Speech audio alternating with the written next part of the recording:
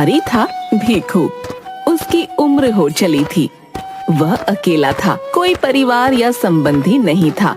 बुढ़ापे की चिंता में रोज शाम को भीख के पैसे बचाकर एक पोटली में बांधकर उसे अपनी कोठरी में जमीन के अंदर एक गड्ढे में रख देता था। एक दिन मंदिर से साधुओं की एक टोली जा रही थी। बाबा, भगवान के नाम पर कुछ देते जाओ।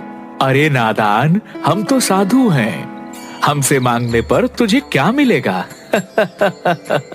अरे बड़ी गर्मी है, प्यास लगी है, यहाँ पानी कहाँ मिलेगा? बाबा, इस एरिया में 2 दिन से पानी नहीं आ रहा। म्युनिसिपालिटी ने पानी बंद कर रखा है। लो, आपको ऐतराज ना हो तो ये ले लो। यहाँ पानी नहीं आ रहा। अगर तुम्हारा पानी मैंने पी लिया तो सोच लो, फिर तुम प्यासे रह जाओगे।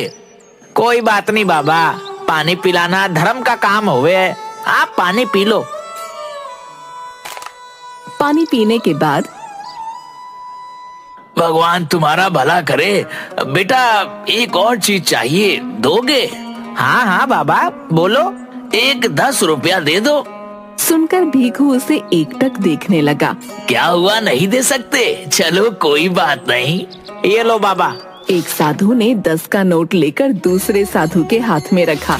दूसरे ने तीसरे, तीसरे ने चौथे और चौथे ने 5वें के हाथ में वो नोट रखा और फिर उसे भीखू को वापस देकर चले गए। रुपए वापस दे दिए भाई, कुछ समझ नहीं आया। रात को भीखू उबासी लेते हुए सारे पैसे जमीन के अंदर गड्ढे में रखकर सो गया। सुबह जब भीखू ने अपनी लाठी लेकर पोटली में हाथ डाला तो उसमें से कुछ सिक्के निकले। रे, इन्हें रखना कैसे भूल गया? उसने गड्ढे में देखा। हैं? रात रात में इतना रुपया कैसे हो गया? नहीं नहीं, शायद कल रात को मैंने नींद में ध्यान से नहीं देखा होगा। अब तो काफी रुपए हो गए हैं। इन्हें यहाँ रखना ठीक नहीं। अगर चोरी हो गए तो? नहीं नहीं, मैं इन्हें सेठ जी के पास रखवा दूंगा। हाँ, यही ठीक रहेगा। राम राम सेठ जी। तू क्यों आया यहाँ? मुंशी जी, इससे पैसे लेकर भगाओ जल्दी से। सेठ जी, अरे सुबह सुबह मनहूसियत फैलाकर दिमाग न खराब कर। ये लो और जाओ यहाँ से, वरना सेठ जी का दिमाग हिल गया ना तो मेरा पूरा दिन खराब हो जाएगा। सेठ जी, मैं तो ये क्या है? ये मेरी खून पसीने की कमाई है। मैंने भीख मांग मांग के 1-1 रुपया बुढ़ापे के लिए जमा किया है। अबे, ये तेरी कमाई है या किसी की चोरी की है? ना ना, ऐसा मत कहिए। चोरी करूंगा तो भगवान माफ नहीं करेगा। ठीक है, ये पोटली क्यों लाया यहाँ? सेठ जी, मेरी कोठरी तो खुली पड़ी रहती है। किसी को भी पता चल गया तो चोरी कर लेगा। आप इसे मेरी अमानत समझकर अपने पास रख लो। मुझे जरूरत होगी तो मैं आपसे ले लूंगा। रुपए गिनकर बही खाते में इसके नाम से लिख लो। 100, 200, 500, 1000। सेठ जी, पूरे 1000 हैं। सुन भीखू, इतना रुपए पड़े पड़े रखा रह जाएगा। तू कहे तो इन्हें ब्याज पर चढ़ा दूं, अच्छी रकम मिलेगी। पर सेठ जी। अरे तू फिक्र न कर, मैं सब देख लूंगा। तेरी रकम 6 महीने में दुगनी हो जाएगी। ठीक है सेठ जी, मुझे आप पर पूरा भरोसा है। सब आप पर छोड़ता हूँ। हाँ हाँ, तू चिंता ना कर। राम राम।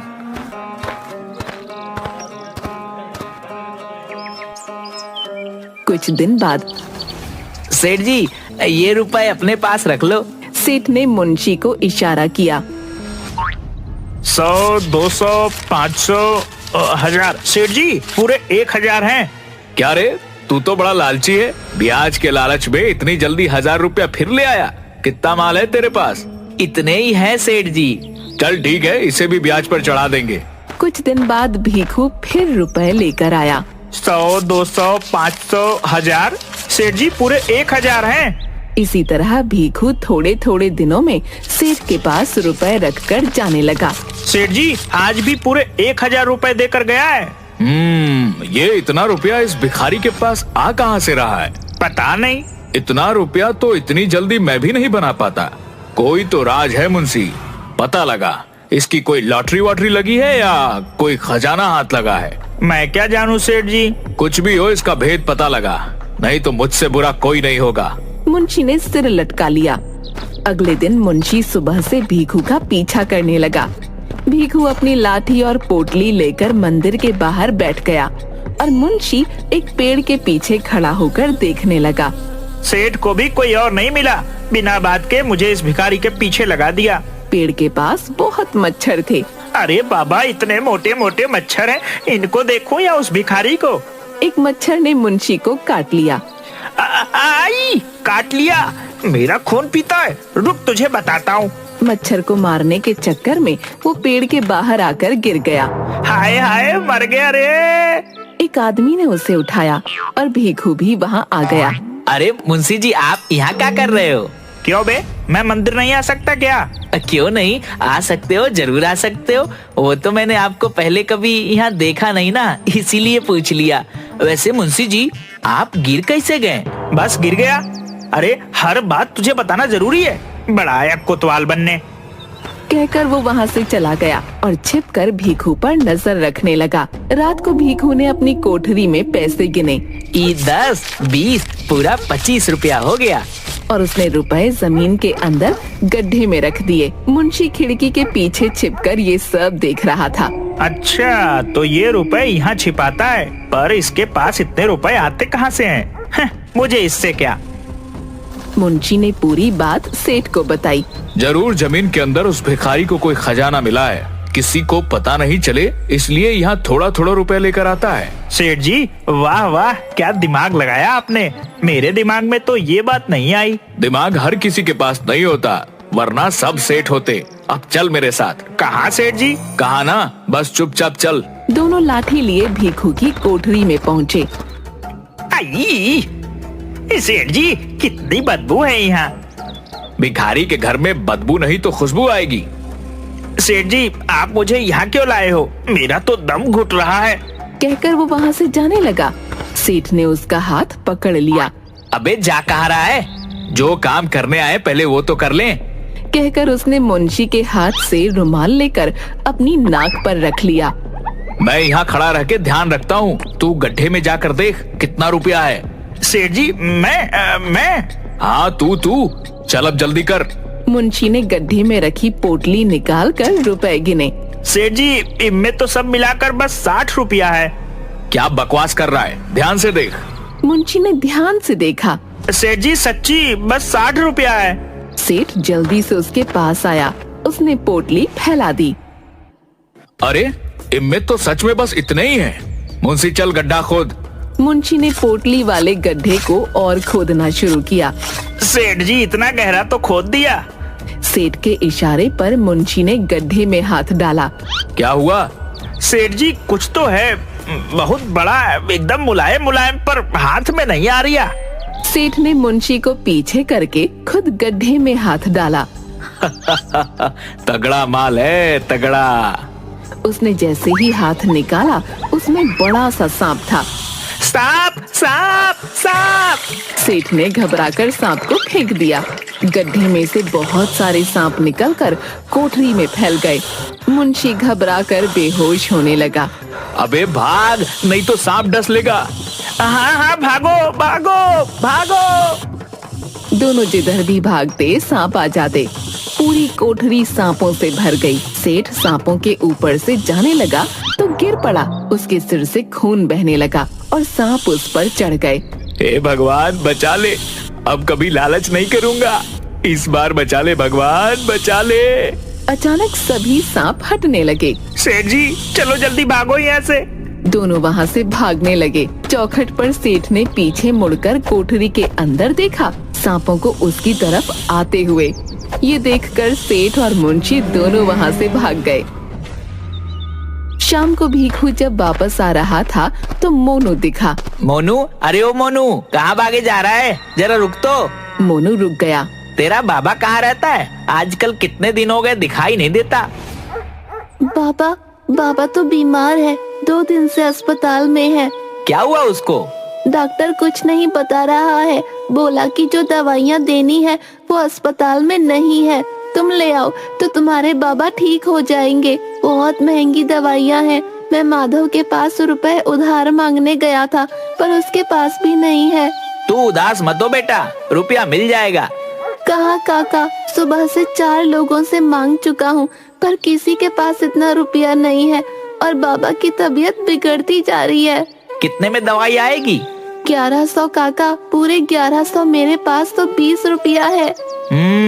तो बेटा हो गया रुपयों का इंतजाम। वो कैसे काका? ये ले, इसमें पूरे 20 रुपया है। 60 रुपया और है मेरे पास और तेरे पास 20। काका तो सब मिलाकर खाली 100 ही तो हुआ, बाकी का 1000 कहाँ से आएगा? तू फिक्र क्यों करता है? तू जा, मैं थोड़ी देर में रुपए का इंतजाम करके आता हूँ। भीखू अपनी कोठरी की हालत देखकर, हे राम, आज तो सच्ची कोई चोर आ गया। उसने गड्ढे के पास जाकर पोटली उठाई तो वो खाली पड़ी थी। उसने आसपास गिरे हुए रुपयों को उठाकर गिना। ये तो पूरे 60 है। हे राम, तेरा शुक्र है, चोर आया पर रुपया लेकर नहीं गया। भीखू ने गड्ढे में हाथ डाला। हैं? इतना गहरा गड्ढा खोदा और एक भी रुपया नहीं ले गया। ये कैसा आदमी था? भीखू सेठ के पास गया। राम राम सेठ जी। सेठ के सिर पर पट्टी बंधी हुई थी। उसे देखकर सेठ और मुंशी दोनों डर गए। तू क्यों आया है? देखिए ना सेठ जी, आज पता नहीं कौन चोर कोठरी में घुस गया था। मुंशी ने सेठ को देखा। शुक्र है कि मैं अपने रुपए आपके यहाँ रखवा गया था, वरना आज सब चोरी हो जाता। वो तो कोठरी में ज्यादा रुपया नहीं था तो कोई नुकसान नहीं हुआ। सेठ और मुंशी दोनों एक दूसरे को देखने लगे। मेरा दोस्त अस्पताल में है, उसकी दवाई के लिए रुपया चाहिए। आप मेरा 1000 रुपया दे दो, मुझे कोई ब्याज वाज नहीं लेना, बहुत जरूरी है सेठ जी। हाँ, क्यों नहीं भीखू, वो तेरा ही तो रुपया है। ऐसा कर, तू अपना सारा रुपया ले जा। भीखू ने हाँ में सिर हिलाया। मुंशी, जल्दी से इसका हिसाब कर। मुंशी रजिस्टर में हिसाब करते हुए, तेरा कुल रुपया 6000 हुआ और 500 ब्याज। 100 रुपया मेरी तरफ से रख लियो तो कुल रुपया 6600 हो गया। है पर मैंने तो 1000 रुपया ही दिया था, इतने सारे कैसे हो गए? अरे बावले, भूल गया क्या? पिछले 6 महीने से हर महीने 1000 रुपए देकर जा रहा है। ऐसे कोई भूलता है क्या? मैं सच्ची कह रहा हूँ सेठ जी, मैं तो खाली एक बार ही 1000 रुपए देकर गया था। अरे भाई, आज इतनी मुश्किल से जान बची है तो फिर क्यों आफत कड़ी कर रहा है? मुंशी, इसको हर महीने का हिसाब दिखा। ये देख भीखू, ये अप्रैल का, ये मई का, ये जून, जुलाई, अगस्त और ये सितंबर का, सब पर तेरा ही अंगूठा लगा है। हाँ, अंगूठा तो मेरा ही लगा है। अरे लगे ना, तेरा ही है। मुंशी, जल्दी कर, इसका सारा रुपया दे दे। सेठ जी, मुझे अभी बस 1000 रुपए दे दो। नहीं, तू अपना सारा रुपया ले जा। सेठ जी, मैं इतना रुपया कहाँ रखूंगा? चोर ने मेरी कोठरी का रास्ता देख लिया है, घर चोरी हो गए तो। नहीं, आप अपने पास रख लो। तेरी कोठरी में घुसने की हिम्मत कौन करेगा? नहीं, तू ले जा। भीखू ने सेठ के पैर पकड़ लिए। सेठ जी, आप ही रख लो, यहाँ महफूज रहेंगे। जब जरूरत होगी मैं आपसे ले लूंगा। मेरे घर में चोरी हो गए तो।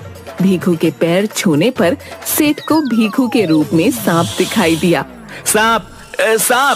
भीखू ने उसके पैर छोड़ दिए। ये ले 1000 रुपया, जा यहाँ से। बाकी के रुपए की जब जरूरत हो ले जाना। भीखू हाँ में सिर हिलाकर चला गया। शुक्र है जान बची। मैंने तो सेठ को एक ही बार रुपया दिया था, हर महीने मेरे नाम से कौन रुपया देकर गया और अंगूठा भी लगा गया। हे राम, तेरी महिमा तू ही जाने। भीखू ने पैसे जाकर मोनू को दिए और इस तरह उसने अपने दोस्त की मदद करके भगवान का शुक्रिया किया।